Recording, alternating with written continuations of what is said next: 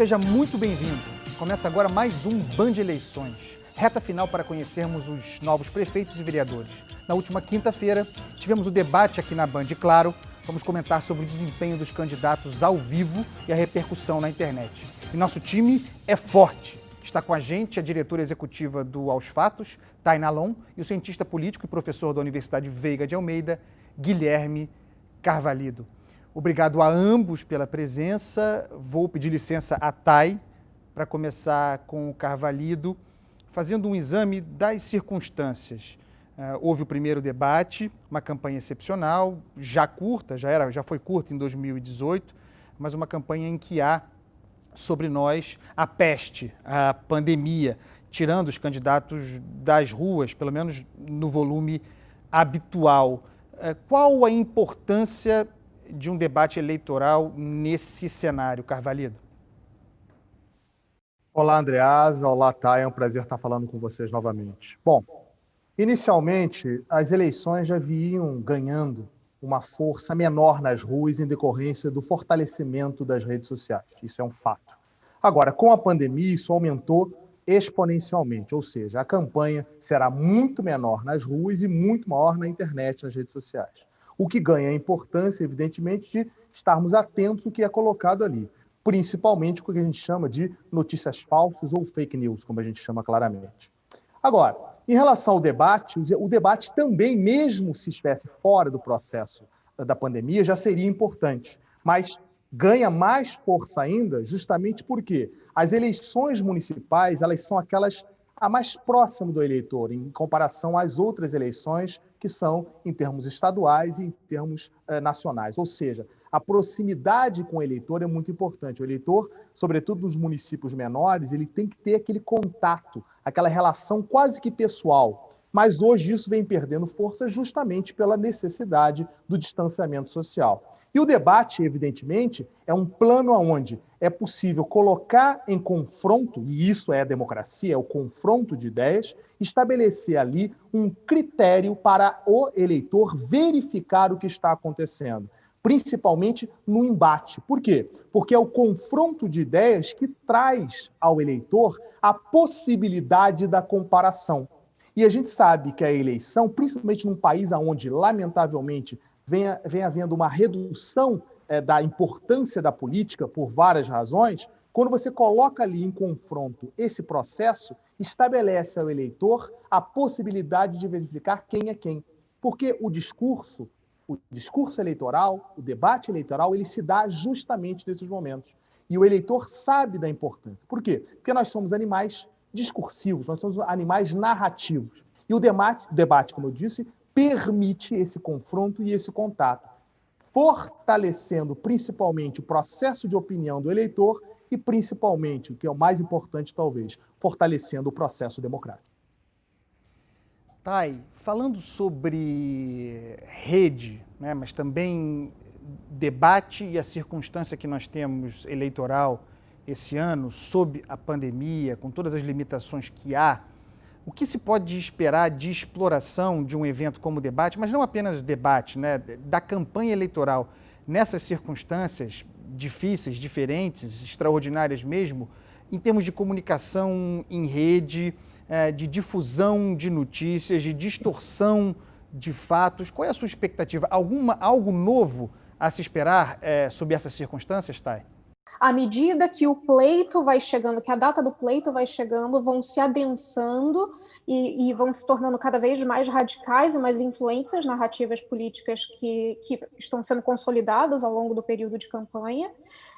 E a gente consegue também observar como que, já sabendo do resultado de 2018, como a candidatura do Bolsonaro foi muito bem sucedida em suas estratégias digitais, que esses candidatos estão mais presentes na rede, sim.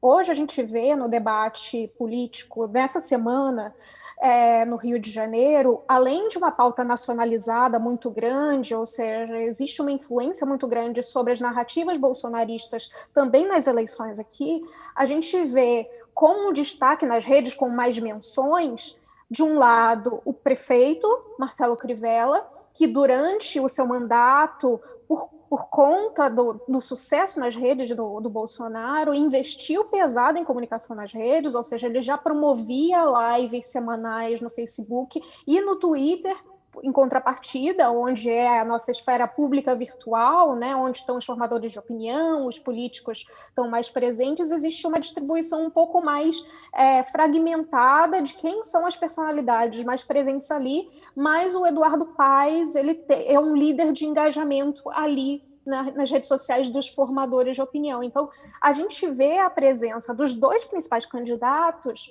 muito coerente com o espaço que eles tomam nas pesquisas hoje e que tendem a tomar conforme o tempo for passando e cada vez mais próximos nós estivermos nas eleições. Você falou de Crivella e nós o colocamos aqui à direita. Você falou também de Eduardo Paes, podemos colocar ali num campo de centro, talvez um pouco mais à direita.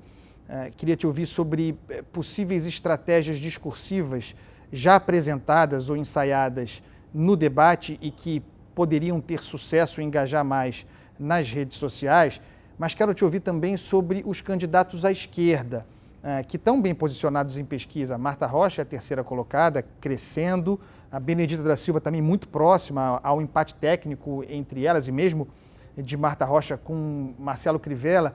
Como a esquerda se posicionando como oposição, e oposição também Eduardo Paes, que foi prefeito recentemente, como esses discursos tendem a ser costurados nas redes, Thay? A gente vê hoje uma participação majoritária desses dois candidatos na discussão das redes, Eduardo Paes e Crivella. Isso eles correspondem a cerca de 70% das conversas de redes sobre as eleições municipais nesse momento. É lógico que isso pode mudar à medida que os debates vão sendo travados semana a semana e quanto mais próximos estivermos das eleições. O que a gente vê hoje em termos de uso de fórmulas discursivas é uma fórmula muito empregada pelo Crivella e já empregada pelo Crivella em 2016, era com relação à pauta de costumes, né? No debate, nós vimos que o Crivella trouxe a discussão do kit gay para acusar uma das candidatas de esquerda, no caso a Renata Souza, do PSOL, dizendo que se o PSOL for eleito, ou se o PSOL tomar a prefeitura, ocupar a prefeitura, vai haver kit gay nas escolas, vai haver distribuição de drogas na escola. Isso é muito de uma narrativa que surgiu já em 2018, antes das eleições de 2018, que associava a vereadora Marielle Franco também ao tráfico, também às drogas e à criminalidade, que é sempre uma pauta muito presente nas discussões de políticas públicas do Rio de Janeiro. Então, é indissociável. A pauta de costumes para candidatos de direita, elas são uma estratégia já consolidada. As estratégias de redes, de WhatsApp, Facebook, como as bolhas se movimentam dentro da esfera pública, elas são muito pautadas pelas pautas de costumes, pela pauta conservadora com relação a movimentos LGBT, em relação a drogas, em relação ao aborto, em relação a essas pautas que são muito, muito valorosas para a direita. A gente não vê isso sendo explorado tanto pelos candidatos à esquerda e os candidatos ao centro. No caso do Eduardo Paes, e é curioso porque também temos isso no caso do Crivella, são dois candidatos com legados a apresentar, né? São candidatos que um é prefeito, outro foi prefeito recentemente, tem muito a mostrar e muito do que se justificar também. Então, a gente vê os candidatos de esquerda muito mais numa tentativa de desconstruir a narrativa de gestão bem-sucedida do Eduardo Paes ou a narrativa de gestão bem-sucedida do Crivella, os dois trazendo sempre dados positivos que, de certa forma, no debate, eles tentaram trazer dados que tornavam suas imagens mais positivas do que de fato são. Então, a gente vê esses candidatos da esquerda muito refém da crítica sobre as últimas gestões municipais, o que é normal, né? Eles são candidatos com um percentual menor nas intenções de voto, logo eles têm que confrontar quem está na frente deles para desconstruir essas candidaturas. Carvalhido, Eu queria ouvi-lo sobre a estratégia no debate de ambos, de Crivella defendendo a cadeira e Eduardo Paes querendo a cadeira de volta. O que você nos pode dizer a esse respeito? A partir da perspectiva do prefeito Marcelo Crivella. Marcelo Crivella é que está sendo avaliado, né? É uma eleição plebiscitária, favorável ou não. Isso é muito comum quando, a Thay falou, quando você está se reapresentando à sociedade. Só que tem um detalhe aí muito interessante que tem que ser colocado. Marcelo Crivella não deseja um confronto direto com Eduardo Paes. Vou dizer por quê. Porque, em uma certa medida, eles dividem o mesmo eleitorado. Tem eleitores parecidos em alguns aspectos. Tem eleitores de direita, centro-direita, o que é comum para os dois. E aí, como eu vou falar, tem os eleitores de esquerda, basicamente trabalhado por 3 candidatas com alguma significação, que é Benedita da Silva, Marta Rocha e Renata Souza, que estão divididas, mas Crivella e Eduardo Paes dividem o mesmo eleitorado. E isso faz com que, se Crivella atacar Paes, ele atacará, às vezes, o seu próprio discurso. Só que tem uma questão que tem que ser visto lá de 2016. Crivella está muito mal avaliado. Ele está com quase 60% de rejeição. Isso faz com que ele tenha poucas possibilidades no segundo turno. E aí o que acontece? Qual é a chance, digamos assim, numa análise de Crivella? É trazer para o segundo turno, tirar Paes e trazer uma das candidatas de segundo da esquerda. Benedita, Marta ou Renata. Por quê? Porque ele vai repetir o que a Thay falou desse discurso conservador, que acaba trazendo para o confronto político um debate favorável a Crivella, visto que há uma tendência no Rio de Janeiro de termos um discurso mais conservador, um eleitorado mais conservador.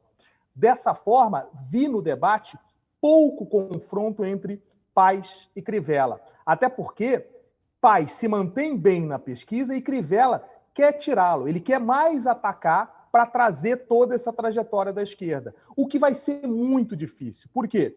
Porque Paes é extremamente forte, mesmo com índice de rejeição alto, porque ele também foi prefeito 2 vezes, mas ele tem um índice de rejeição muito menor. E aí ele tem um foco mais específico. Logo, o confronto ficou muito em cima de Crivella tentando bater na esquerda, e a esquerda, principalmente em cima de Marta Rocha, porque ela se mostra numa curva ascendente de crescimento, numa tentativa de retirar Crivella da estrutura do segundo turno. Eu vou voltar com você daqui a pouquinho, Carvalho, para tratar especificamente de Marta Rocha e Luiz Lima.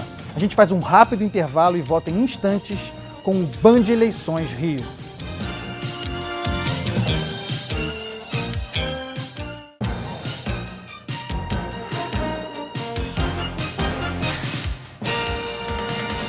Estamos de volta com Band Eleições Rio, hoje recebendo a diretora executiva do Aos Fatos, Thay Nalon, e o cientista político e professor da Universidade Veiga de Almeida, Guilherme Carvalho. Vou pedir licença a Thay de novo para concluir uma análise com o professor Carvalho relativamente a Marta Rocha. O professor já falava sobre ela, como uma desafiante a furar essa bolha, Eduardo Paes, Marcelo Crivella. Mas também gostaria de ouvi-lo, tem a ver com Crivella, sobre Luiz Lima, né? Porque junto com Crivella seria aquele que disputaria a bandeira bolsonarista mais explicitamente. Isso apareceu, embora não profundamente, no debate. Queria ouvi-lo sobre esses 2 candidatos muito particulares. Marta Rocha, me parece muito competitiva, e Luiz Lima como uma espécie de, a palavra não é essa, mas possível outsider nesse pleito. Sim. Marta Rocha tem uma vantagem sobre a imagem dela, Andreasa, principalmente porque ela está ligada à área de segurança. Sabemos que o pleito municipal não tem nada a ver com segurança, mas ela está ligada a esse processo e provavelmente trará vantagens à imagem dela. Ela vai explorar isso indiretamente, até pelo fato de ter sido delegada, uma participação significativa da Polícia Civil, ter pouca imagem negativa nesse sentido, ela vai explorar. Então, ela tem uma força nesse sentido, além de ser, evidentemente, uma política experiente. Ela não é marinheira de primeira viagem. Ela tem consciência, já foi deputada algumas vezes, já foi secretária de governo, enfim, ela tem uma experiência significativa. Luiz Lima tem uma dificuldade, que é o desconhecimento sobre a imagem dele. É um candidato forte, ele tem uma presença significativa no grupo conservador, mas ele é pouco conhecido. Então, na verdade, os debates, e principalmente a campanha, sobretudo nas redes sociais, fortaleceria essa possibilidade. Ele pode correr por fora? Pode, porque ele se mostrou, no próprio debate, bastante positivo do ponto de vista comunicativo. Ele foi muito assertivo, ele foi muito direto. No meu entender, mostrou competência comunicativa e possibilidade de imagem positiva junto ao eleitor. No entanto, ele é desconhecido, menos conhecido do que Marta Rocha, né? As pesquisas mostram isso. Com o andar do processo eleitoral e com conhecimento, ele poderá se apresentar, principalmente junto ao eleitor que votou em Bolsonaro, porque ele já, mesmo que Bolsonaro não tenha apoiado Luiz Lima, ele já de cara no debate demonstrou essa posição, que é ligado ao presidente, que se elegeu por causa da imagem do presidente. Isso pode ser, no eleitorado do Rio de Janeiro, um ponto muito forte. Agora, volto a dizer, o desconhecimento é um grande problema na política, né? O eleitor não vota em quem ele não conhece, entendeu? Ele não vota, ele pode votar naquele, mesmo que ele veja com simpatia, ele vai ter uma tendência de voto naquele que ele conhece. Ou, nesse sentido, Marta Rocha, sai na frente do Luiz Lima. Só que aí tem uma diferença. Marta Rocha tende a um eleitorado de centro-esquerda, né?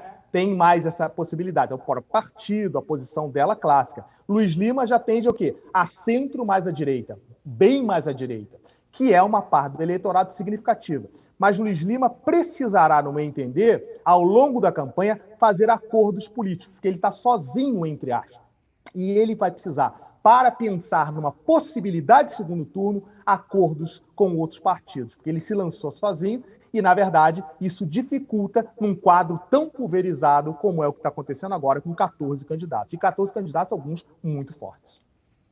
Thay, você dirige uma importantíssima agência de checagem. E eu queria ouvi-la sobre ideias de como associar o trabalho de checagem, de desmonte, de desconstrução de mentiras, de embuste, a um debate como esses que nós temos na televisão. O que é possível fazer?